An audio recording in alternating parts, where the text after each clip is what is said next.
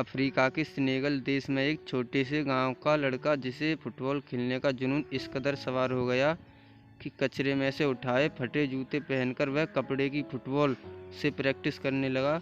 क्योंकि इस बंदे के पास ना तो जूते खरीदने के पैसे थे और ना ही फुटबॉल खरीदने के। यहाँ तक कि कभी कभार इस बंदे को खाना भी नसीब नहीं होता था और ऐसे वक्त में यह लड़का मिट्टी खाकर अपनी भूख मिटाता था। और मैं दावे के साथ कह सकता हूँ कि ऐसी कंडीशन आपकी नहीं होगी, क्योंकि जिस फ़ोन या लैपटॉप पर आप यह देख रहे हो वह हज़ारों रुपए का है। लेकिन उस बंदे के पास तो खाने तक के पैसे नहीं थे। वह फटे जूते से फुटबॉल की प्रैक्टिस करता था। कोई नहीं था उसे ट्रेन करने वाला, लेकिन फिर भी उस बंदे को अपने आप पर विश्वास था। एक जिद थी कि एक दिन पूरी दुनिया मुझे मेरे नाम से जानेगी। और जब यह 12 साल का था तो इसके देश के राजधानी में फुटबॉल के ट्रायल्स हुए।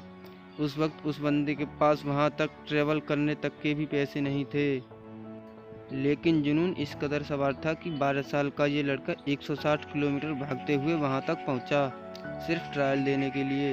अब आप ही सोचो कि कितनी आग होगी उस बंदे के अंदर। जब यह फटे हुए जूते पहनकर वहां पहुंचा तो लोगों ने वहां पर उसका मजाक बनाया, लेकिन इस बंदे के 5 मिनट के ट्रायल ने सब लोगों की बोलती बंद कर दी। उसने दिखा दिया कि फटे हाल वाला भी लड़का ये रिकॉर्ड तोड़ सकता है। उस वक्त कोच ने 12 साल के सैडियो माने को बोला कि एक दिन लोग मुझे तेरे नाम से जानेंगे। उस दिन सैडियो माने बहुत खुश था। जब ये बंदा खुशखबरी सुनाने के लिए दौड़ता हुआ अपने घर गया, तब देखा कि इसके पिताजी की हार्ट अटैक से मौत हो चुकी है। सोचो उस दिन 12 साल के इस लड़के की क्या हालत हुई होगी। अब इसके पास प्यार करने के लिए सिर्फ एक ही चीज़ बची थी, वो थी फुटबॉल। उसने अपने आंसू पोंछे और प्रैक्टिस करना शुरू कर दिया। उसका प्रैक्टिस और इस गेम के लिए जुनून देखकर फ्रांस के एक बहुत बड़े क्लब ने उसे सिलेक्ट कर लिया।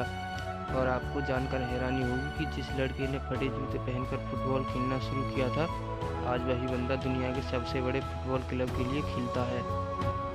इस बंदे ने 2 मिनट 56 सेकंड में बैक टू बैक 3 गोल करके एक ऐसा वर्ल्ड रिकॉर्ड भी बनाया है जिसे आज तक कोई नहीं तोड़ पाया है। ऐसा जुनून, ऐसा पागलपन अपने अंदर लाओ, एक वजह को जन्म दो और बहाने लगाना तो छोड़ ही दो, तभी तुम अपनी लाइफ में कुछ पा पाओगे।